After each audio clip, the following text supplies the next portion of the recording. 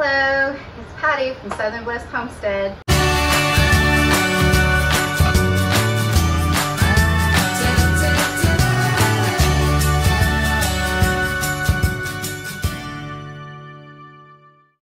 I'm here today doing some canning. This is in July and it is an abundance harvest time, preserving time, and that's what I'm doing. And I was tagged in a collaboration from Sweet Joyce at Morris Patch of Heaven. She is encouraging everybody to start canning, and I want to be an encouragement as well. And I'm thinking right now of my friend Tara, who is from Simple Life with Chris and Tara, and I believe they live in Missouri. And so, Tara, if I can do this, you can do this too. So, it is a little intimidating at first with the pressure canners, but as you get used to it and you understand what the process is, it gets a little bit easier.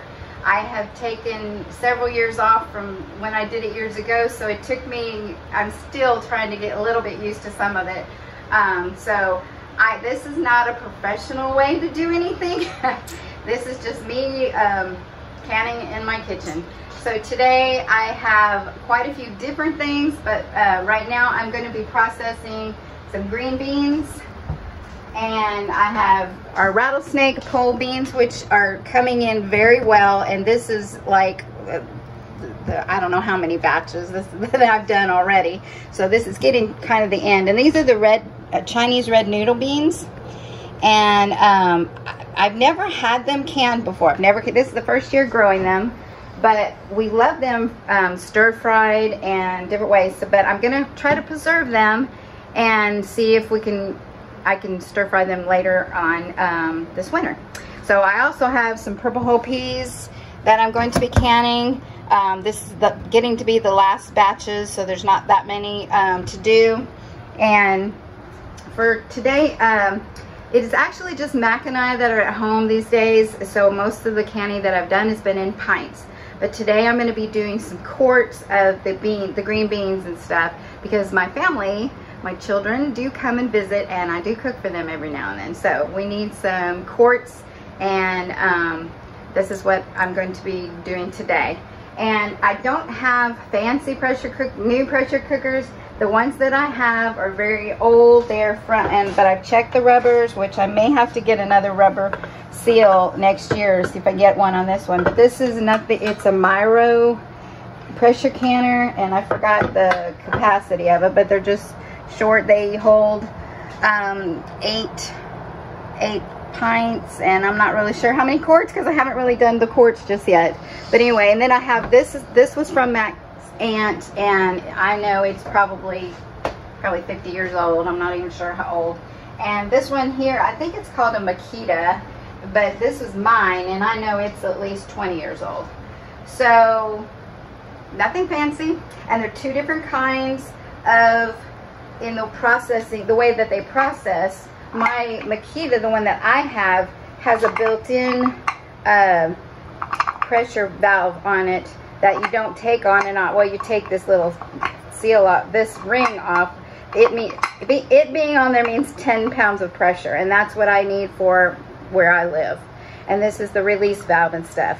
So it is a little bit different than this other one, this Miro. It has the little shaker valve that you put on it after I don't even know the wording of all this. The pressure starts building up, and then you put this on it, and it has the 5, 10, and 15. So where I live, I need the 10 pounds. So there's a little hole, and you stick it right there when it's ready. So I have two different kinds of processing, but I'm kind of getting used to it and learning how to do it. So first thing you got to do with green beans, I do a raw pack. And so I have a big pan of boiling water here, and I've got my jars inside my dishwasher that are already been through a cleansing, a sanitizing, and they're in steam right now to keep them sort of hot and sterile. And so what I'm going to do, I'm going to start with these green beans. I've already rinsed them off, and so I'm going to get me some jars, and they're kind of hot. These are some old jars, old canning jars that I've had for many years, and some people have given them to me. So they're old mason jars and some curd jars. I just realized that's a bicentennial, 1776. Yeah, I've been blessed with a variety of different kinds from some family members and some dear friends who are not canning anymore. So, yep. Some of these, if I know they're really, really old, I'm kind of afraid to use them in the pressure canner. So, I'm trying to find the ones that are a little bit newer. This is a regular old ball, so I just took 4 of them out for right now. My hands have already been washed, and so raw packing, you just fill them up. After you snap your beans, if there's strings, you get the strings out. And what I do is I just kind of tap it down. You want to get as many as you can in here. And just keep packing them down. Oops. Oh. So you just pack them, fill it up. And pack it down in there. I do everything the hard way. So my hands are wearing out on me, but now you want to stay below the rim here as much as possible. And they will float to some degree, but as they settle after processing, they will go down and stay underneath the water. I try sometimes to get the longer ones and put them on top so that they will hold the other ones down. So at the end, I'm kind of just packing in some longer ones. But you stay below this rim section of the jars, and then you just, I'll go ahead and show you the basic steps here.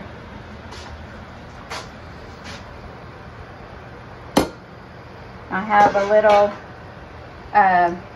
glass measuring cup that makes it a little easier than a scoop. You just fill it up. Oops, I forgot. I do put salt in here. I think it's optional. For pints, you use a half a teaspoon, and for quarts, you use a full teaspoon. This is coarse sea salt, so it's what I had on hand, and so this is what I'm using this year. And I'm not going to put a full, because I don't like it real salty. I season mine after. Like my cameraman's doing real good showing you guys everything. So now the directions for ball is that you're supposed to be what, an inch, but because I've been doing this so long, this is what I do. If I stay below this line right here, that is an inch. All my jars, they give you an inch space, so I don't measure anymore, please forgive me. But and I just know that if I stay below these rims right here, that is the measurement and gives it enough space. And so far, the Lord has blessed me and everything's been well. So that's what you do. And I forgot my rag. Comes from years of experience. Oh yeah, well, thankfully.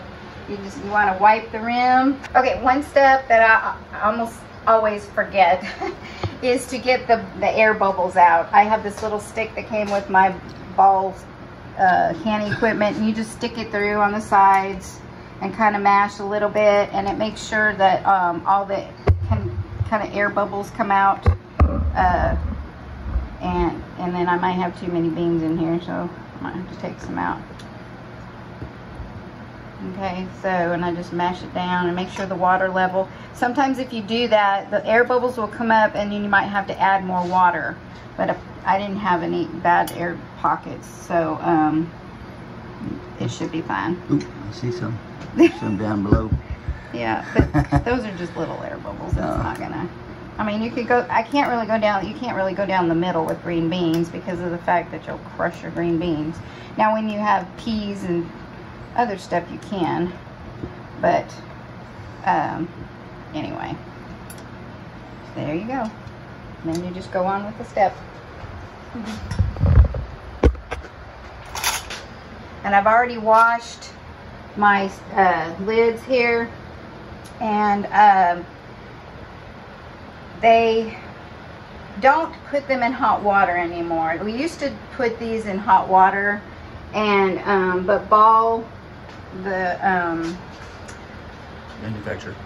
Yeah, the manufacturer and the gurus of canning or whatever says that you don't have to put them in hot water anymore. The pressurizing of the process seals them, and you just finger tight is what it's called. You don't crank it down because the glue stuff or the rubber on here will seal just fine, so you don't crank it down. So when I get one done and I stick it in my pot, you need a couple inches of water, and as the jars you put in here it gets a little higher. I start off, because of the size of mine, I just measure out about a gallon of water and I throw it in here.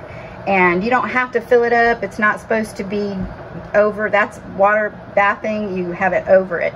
But for pressure canning, you just need a couple inches of 2 or 3 inches of water in there, and it pressurizes it fine. So that's what I do. Okay, and then I'm not going to make you sit here and watch everything I do, but that is the process for the green beans, and I'll bring you back on the next process.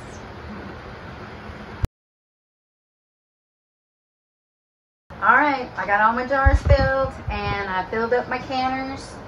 This canner has the quartz in it. I did have to take some water out of the inside in here because it was too much. You don't want it to be less than half of the canner needs to be with water. So I had to take some out. It was too much. And then I got pints with my other ones. So this is all I have. It can fit a couple more, but that's all I'm going to put in. So now we just put the lids on, and you make sure that you line it up and it locks in place. Because these are old, sometimes I kind of press them down a little bit. And okay, there's that one. And then here's this one. I'm a little bit more comfortable with my own. I just got this old one this year, but I've canned several times with it so far, so it's been doing well. Alright, now what you do is you just wait until the pressure comes up. I have a gas stove, so I just put it on high. So the flame, it's going to show you the flame.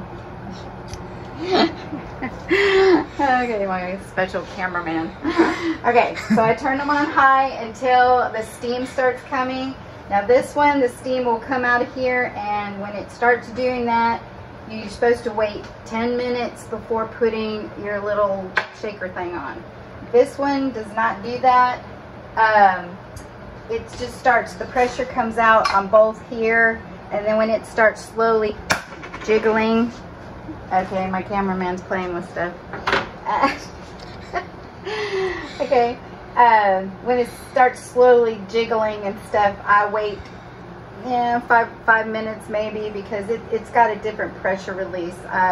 The manufacturer, I remember when I got this, that they didn't say that you had to wait 10 minutes after it does that. So, but when you get a full jiggle, and I'll bring you back when it starts to get to that point, and then we'll show you what happens. Alright, it's steaming, so which means we put the timer on for 10 minutes,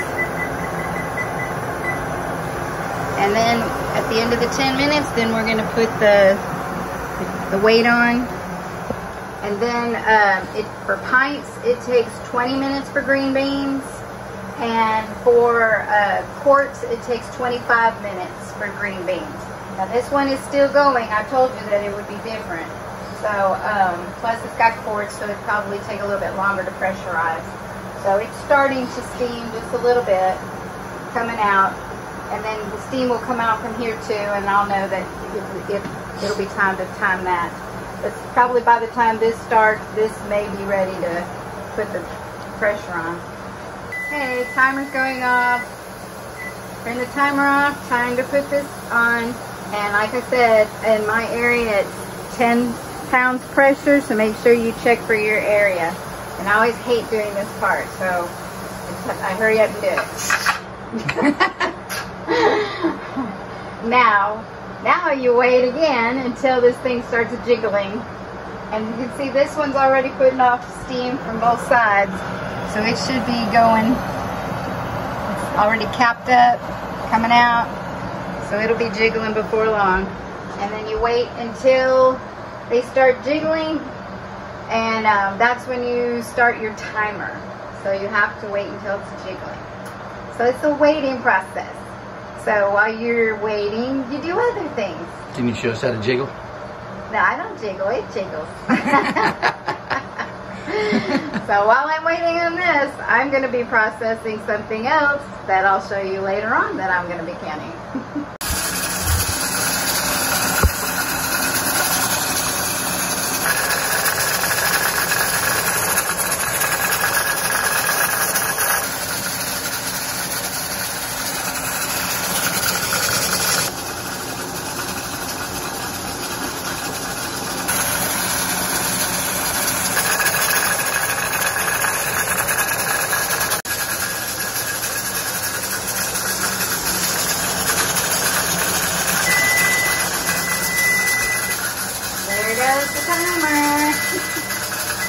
Okay, that was for the pint.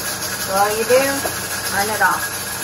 Now you just wait again for it to cool down, lose its pressure. This will stop jiggling and it will start cooling down. Now the quartz is still going. It didn't get to where it was supposed to until this was going for about 10 minutes. So now I know that this still has at least another 15 minutes to go, so I'm going to set the timer for 15 minutes for this one.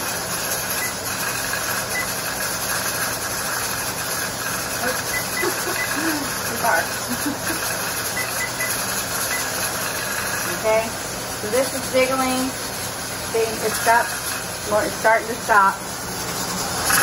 And it takes a while. You do not want to open it and touch it until it's totally cooled down, and it just depends on your air conditioning and whatever's inside, how long it takes to cool down. But I would say at least 30 minutes, you know, be safe. And then you can take the lid off and we'll go from there. All right, it's cooled down time, and now to see the results. And the first thing you do is take this off, and it might still be hot, so I'm gonna use that. And when you open your pressure canners, you always open it away from you because it does have steam. So this has a clip in it, so I forgot about that. It's a little harder to open. It has cooled down though.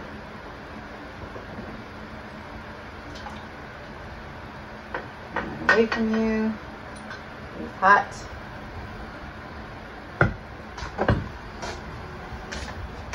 Still bubbling. All right, now we're taking them out. You got your handy dandy little jar, canning jar.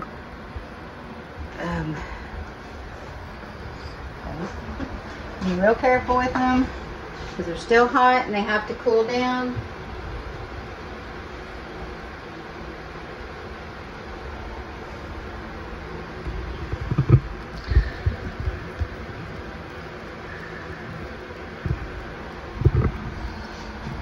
Now the jars have already sealed. It's kind of hard to tell, but if it's got a little dip in it. If it didn't, it would have a little rise of a circle in it.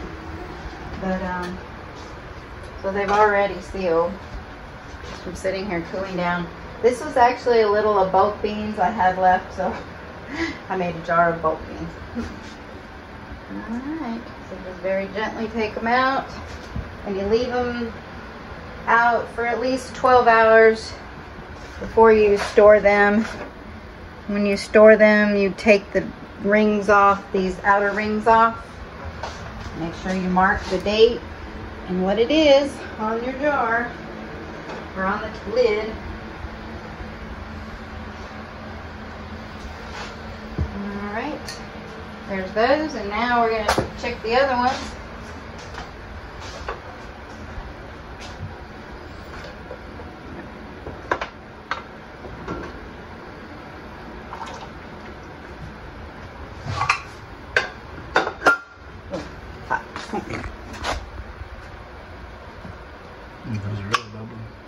hear that pop? That was a seal. Yep, there's a little, I see a little. Oh, not supposed to touch it. Sorry. Okay, there was a no-no. Never touch the lids. Cameraman, touch the lid. You let them pop on their own. Okay, so you very gently take these out.